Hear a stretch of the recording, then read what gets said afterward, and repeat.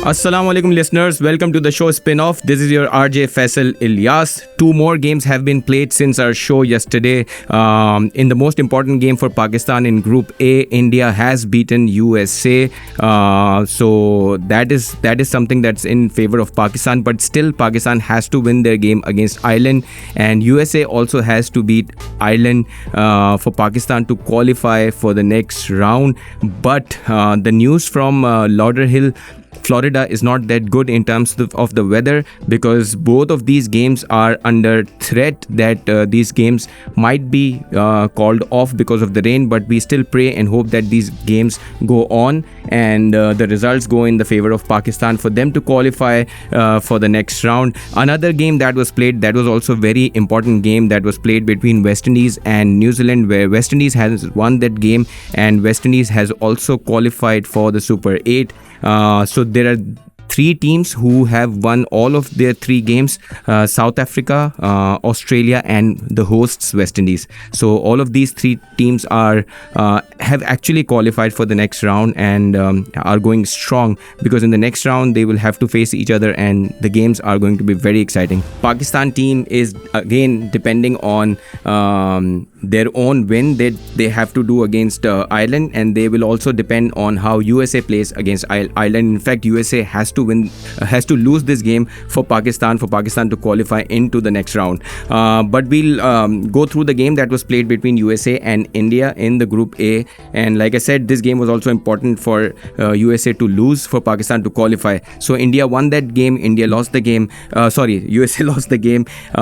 India won the game by 7 wickets with 10 balls to spare, and this game was played in New York, where we have seen that teams winning the toss have all opted to bowl first. India did the same thing, and the man of the match was Arshdeep Singh, another left-handed bowler in this T20 World Cup, doing the man of the match performance. And we have seen that our left-handed bowler Shaheen Shah Afridi is yet to give a performance like this, but other left-arm bowlers are doing it quite easily because they are using the conditions better. I think they are pitching the ball on the pitch, and we as a bowling unit are trying to pitch the ball way up the way we do in Asian conditions. So one thing to note, that Pakistan has not utilized the condition that well so far in the World Cup, but we hope that things change from the Ireland game onwards. And Arshdeep Singh was the one who is very young, and we have seen that his performances in IPL have also been very good, and I'm sure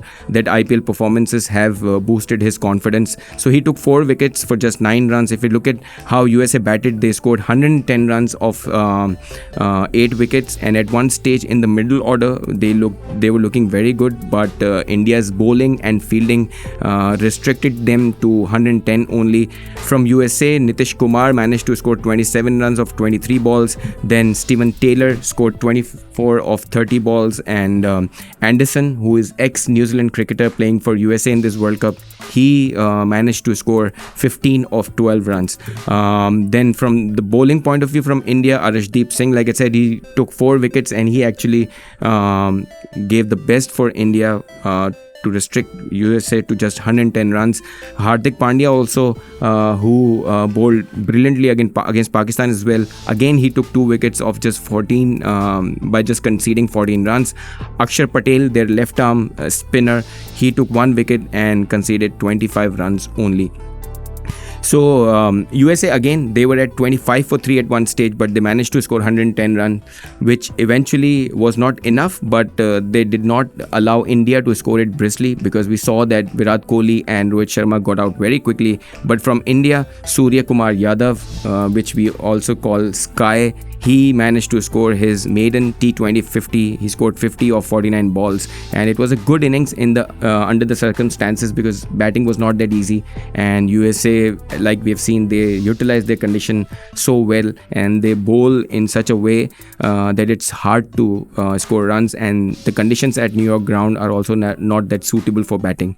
Also, their all-rounder Dubey came to party. He scored 31 runs of 35 balls. That also was kind of a match-winning performance because he supported Surya Kumar Yadav to score his 50 also.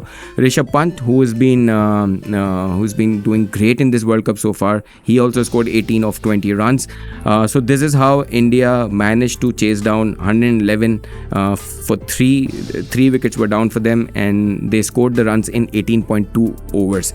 And by winning this match, so many deliveries before actually allowed USA's net run rate to go below Pakistan. So right now in this Group A, Pakistan is on 2 points, USA is on 4 points, and India is on 6 points because they have won all of their 3 games, and India has actually qualified for the next round. But Pakistan's qualification will depend on how their game against Ireland goes and how Ireland manages to beat USA. We have seen that some of the Pakistani senior players have come out very hard on our team, and we saw Salim Malik giving some statements about Ahmed Wasim, saying that he's been the one who made Pakistan lose the game against India. Salim Malik had to say that Ahmed Wasim took a lot of deliveries, and because of his batting in the second innings against India, Pakistan lost the game. To his rescue, Adam Gilchrist, we all know, Australian great player. He came out to rescue Ahmed Wasim, and he said that this statement is completely invalid and not practical because Ahmed Wasim was trying to, and Ahmed Wasim was somebody who was not fit. He was not able to run that briskly, and also to his support, Gilchrist said that Ahmed Wasim is somebody who has not been given many chances to play in these circumstances, and after PSL this was his biggest game that he was playing against India, so we should not criticize Ahmed Wasim that much. I want you guys to also support your players and tell us what do you think about all of this controversy and what's your take on this. And when we come back to the game that was played between USA and India, I must also tell you what USA has to do next. They are going to play against Ireland on 14th at Lauderhill, the third venue where USA is hosting the games. And the most important thing about this is that on 14th and 15th, when Pakistan has to play Ireland, there is expected to be rain on this ground and in Florida. So we all have to pray that these games actually get played, because if Pakistan has to qualify, these 2 games have to happen.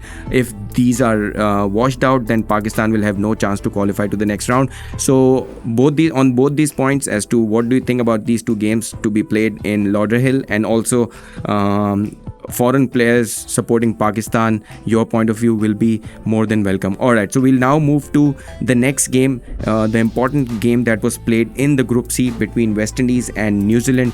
Why this game was important is because West Indies, after winning this game, has actually qualified for the Super 8 round, and we saw that this is the rise of West Indies cricket. They did not play last T20 World Cup because they did not get through the qualification stage, but this time round they have made it to the T20 World Cup because they are hosts. But now they have won all of their 3 first games, and now they've won the game against the big mighty New Zealand, who were the semi-finalists in the last T20 World Cup, and they have qualified now for the next round. West Indies won this game by 13 runs, and Rutherford, who's been PSL hero, has done heroics for West Indies this time round. He scored 68 of 39, due to which West Indies managed to win this game by 13 runs. And in the first innings, West Indies scored 149 for 9 in 20 overs, which proved to be a good total, and they won it by 13 runs. If we talk about individual performances, Rutherford, who was the man of the match, he scored 68 of 39. Outstanding innings. And when you see West Indies players play, we absolutely like it because they are effortless, and the power that they possess is outstanding to watch on TV. So Rutherford played brilliantly well. He scored 68 of 39. Nicholas Pooran, who is West Indies captain and who is another very hard hitter and somebody who's done so well in this year's PSL, did well again for West Indies. He scored 17 of 12. And Akil Hussain, who is the all-rounder left arm spinner and who chips in with the bat as well, he also scored 15 important runs off 17 balls. When we look at how New Zealand bowlers bowled, Trent bowled their left armour. Again, left armers are doing well in these conditions. Another proof that Trent Bolt managed to take 3 wickets and he conceded only 16 runs. If you compare it from Pakistani left-arm bowler Shaheen Shah Afridi, a lot to improve from our bowlers, but other left-arm pacers are doing greatly in this T20 World Cup. Tim Southee, who is a senior campaigner for New Zealand, again good performance. He took 2 wickets and conceded only 21 runs.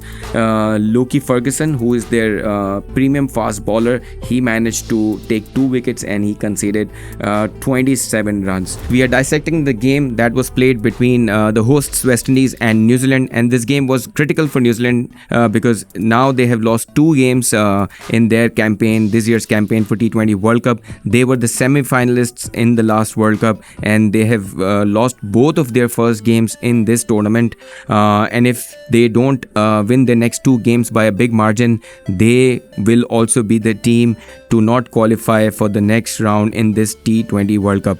I want you guys to give your feedback on New Zealand's performance this in this T20 World Cup, and also the controversy of senior players criticizing our team, and also what are the chances for Pakistan to qualify in the T20 in the Super 8 situation. Alright, so coming back to this game between New Zealand and West Indies, this game was not easy for West Indies also. At one stage they were struggling, but eventually with the great batting from Rutherford and Nicholas Pooran, they were able to score the runs that they scored, and they eventually won the game by 13 runs. So 149 for 9 in 20 overs was not easy to score, but they managed to do it. So at halfway stage, New Zealand must have been thinking that this game is in their grasp and they can win this game, but again West Indies bowled brilliantly well, and now we'll see as to what were the good performances from West Indies bowlers. Their pacer Alzari Joseph, he managed to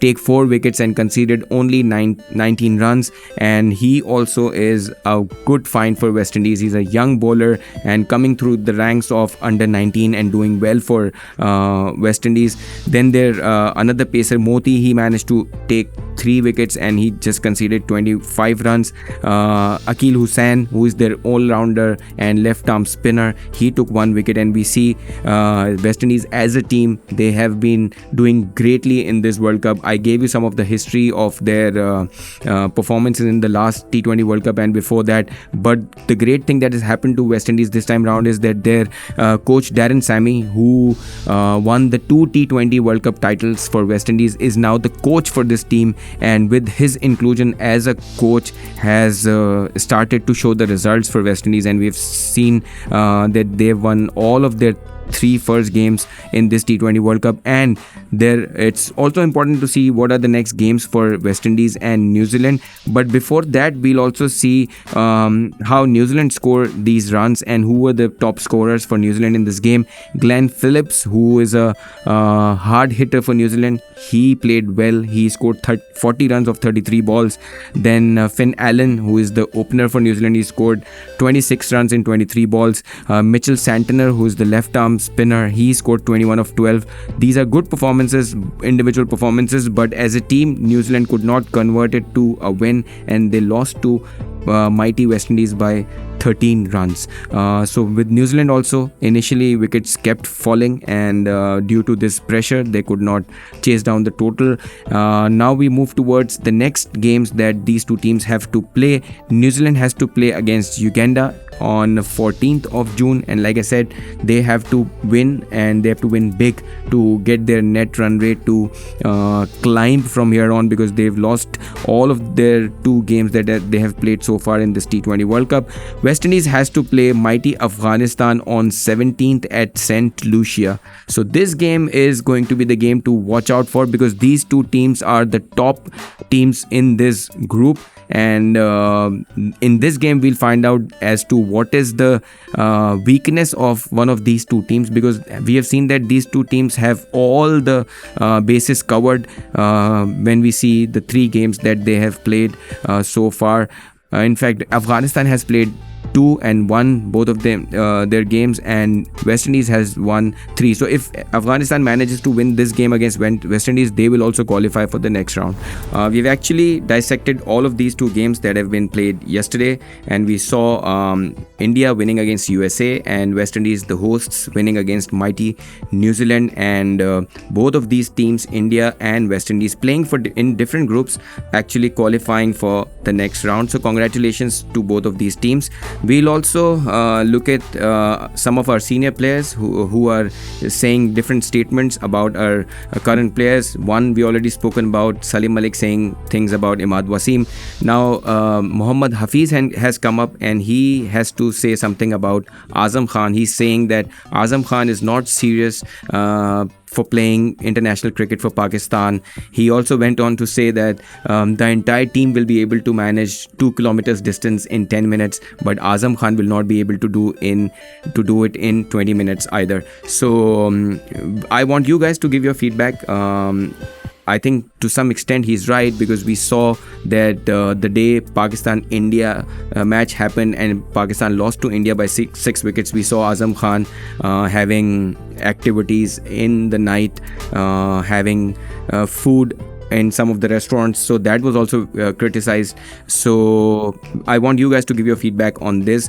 Personally, yes, if you have to play international cricket, you have to follow some protocols. You have to be very disciplined. You have to have the fitness of that level. We have seen players like Virat Kohli and some of the Australian players. The kind of fitness regime, the kind of discipline that they follow is something that these young players from Pakistan will have to follow to reach some standards, or to continue representing Pakistan for a longer time. Coming back to the games itself in the 2024 ICC T20 World Cup, the games that are coming up next, one game being played today is going to be England versus Oman, and this game will be played at Viv Richards Stadium in Barbados. And this game is important for England. They don't just have to win this game, but they have to win this game by a big margin to be able to qualify in the Group B. If we talk about this ground, the teams batting first have won no games. Team batting second have won all the 2 games that have been played in this tournament. So the toss is also going to be critical. Also, although the Oman team is not that big, England is going to win this game, but they have to win it big. So the toss is also going to be very important. Again, coming back to Pakistan team and a lot of criticism that is going on about the players. We have seen that Pakistan has struggled in certain departments. Obviously, spin department is something that we have to improve on.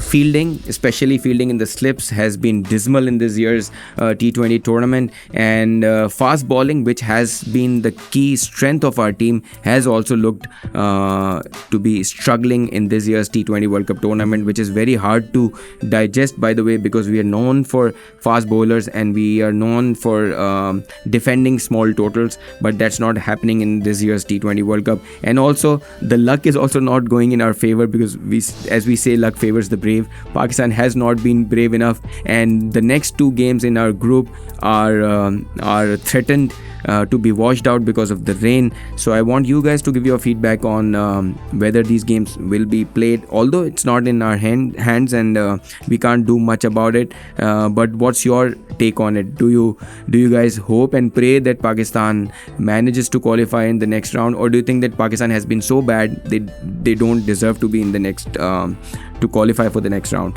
So we'll talk about these factors in today's show also, and if you send out messages, we read out these messages in the tomorrow's show as well.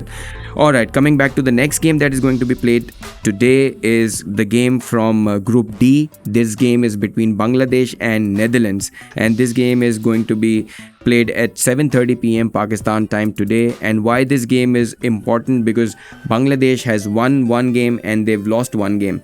We saw saw they were very unlucky against South African side, but they lost the game by a narrow margin of just 4 runs. But they have to make a comeback in this game, and they have to win against Netherlands. And we also know that Netherlands is not the easy team. They are going to give a tough time to Bangladesh. So this game is something that we are all looking forward to, and we expect that Bangladesh does well in this game. So we are going through the games that are going to be played tonight and tomorrow morning before our next show, and these are all good games, especially the games between Bangladesh and Netherlands. Both of these teams, any of these teams actually winning the game is going to qualify for the next round, because these teams are the ones who have done well in their group. And we saw that Bangladesh was very unfortunate against South Africa, but we hope that the fortune turns round this time round for Bangladesh and they win the game against Netherlands. But again, Netherlands is also a very strong side, and they also have full chance of beating Bangladesh. We saw how Netherlands gave the difficult time to South Africa, and they actually beat South Africa in the last T20 World Cup also. So this is a strong side. Bangladesh also is having a good team combination. We saw all of their players are fighting this time round, and with the likes of Mahmudullah, who is the senior most player in their team, doing well in the game against South Africa, they also have a good chance to do well in this game against Netherlands and lighten up their chances for qualifying for the next round. We'll again come back to Pakistan's side, and especially some of the senior players criticizing our team and specific players. We have seen one of the senior players, Ahmed Shehzad, criticizing Babar a lot, not just his batting and his slow strike rate and his captaincy, but everything that he could criticize, he is doing it. I want you guys to give your feedback whether this is right thing to do when your team is there playing and representing the World Cup. But one thing that I must say is that Babar Azam now is our captain for many years. Under his captaincy, we have lost 2 T20 World Cups. Under his captaincy, we lost 2 Asia Cups. We lost 50 over World Cup last year. This also was a big loss, after which he was sacked from the captaincy. Then Shaheen Shah became the captain. But then again, when the PCB chairman changed, Babar Azam was deputed as the captain of the team again. Right now, we do not have a vice captain. We used to have Rizwan as the vice captain. Then Shaheen Shah became the captain. But right now, nobody is willing to even take the vice captain. So a lot of things to get corrected in our team, and we have seen that our PCB chairman has also highlighted that a lot of tweaking will be done in the team. One thing that we need to correct is that we have to focus on our grassroots level cricket very quickly and very importantly, because this is where your players are created and made and their mindset is set up. This is where we have to work hard. So we hope that both of the games that are going to play from now till tomorrow go well, and England and Bangladesh, Netherlands, all of these teams do well.